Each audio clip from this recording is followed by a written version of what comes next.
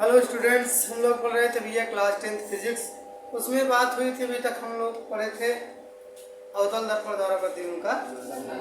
अब पढ़ना है आगे उत्तल दर्पण द्वारा प्रतिबिंब का बनना। ठीक, तो उत्तल दर्पण में कैसे प्रतिबिंब बनेगा इसको हमको आपको देखना है। ठीक, तो इसके लिए कंडीशन है,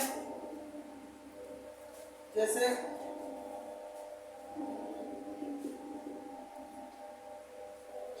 ये क्या हुआ, उत्तल दर्पण हो गया, ये मुख्य अक्ष हो गया। ठीक, अगर कोई प्रकाश किरण आप मुख्य अक्ष के समांतर डालते हो, ठीक, मान लो ये वस्तु है यहाँ पर, ठीक, और मुख्य अक्ष के समांतर प्रकाश किरण डालें तो क्या होगा, परावर्तित हो जाएगी। ठीक, हाँ, तो पहली किरण क्या हुआ, मुख्य अक्ष के समांतर चली और परावर्तित होकर के आगे निकल गई।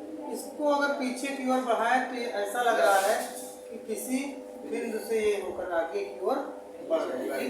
अगर कोई प्रकाश यहाँ प्रकाश किरण ऐसे डाला जाए, मतलब ये ऐसा लग रहा है, अगर इसको बढ़ा रहे हैं पीछे की ओर तो ये किसी बिंदु सी से जा रही है। ठीक, किसी बिंदु सी से ये जा रही है। ठीक, तो ये दोनों किरणें कहाँ पे काटी एक दूसरे को, ठीक, और ये कैसा होगा, आभासी। क्यों? क्योंकि भैया ये किरणें इस तरफ तो जा ही नहीं सकती, किरणें तो क्या होगी, ये गई ऐसे, फिर टकरा के वापस हो गई, और इस ये भी क्या हुआ, समांतर गई, टकरा के वापस हो गई। लेकिन इन दोनों को अगर पीछे की ओर बढ़ाया जाए तो ये दिख रहा है किसी एक बिंदु पर ये काट रही है एक दूसरे को। क्या हो रहा है, यहाँ पर काट रही है, तो जहाँ पर कोई प्रकाश किरणें जब काटती हैं तो वही क्या होता है, उसका प्रतिबिंब होता है। अब ये दर्पण के पीछे काट रही है तो ये क्या होगा, प्रतिबिंब आभासी बनेगा। ठीक, और उसके बाद यप, और यहाँ क्या होगा, ध्रुव यप और पी के बीच में बनेगा। ठीक, और उसके बाद क्या लिखोगे, छोटा बन जाएगा और सीधा बनेगा। ठीक, बस हो गई।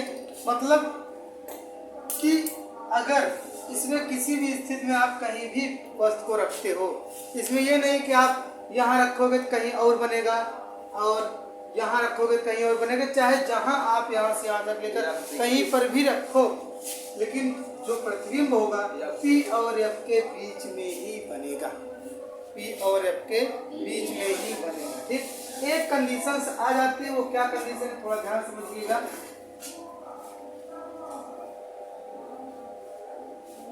वो कंडीशन है, जैसे कोई वस्तु मान लो ऐसे रखिए, ठीक, कोई प्रकाश किरण यहाँ से चल रही है ऐसे, ठीक, और ये ऐसे निकल रही, ठीक, और कोई प्रकाश किरण ऐसे नीचे से जा रही है, ठीक, और क्या हो रही है, इस तरफ चली गई।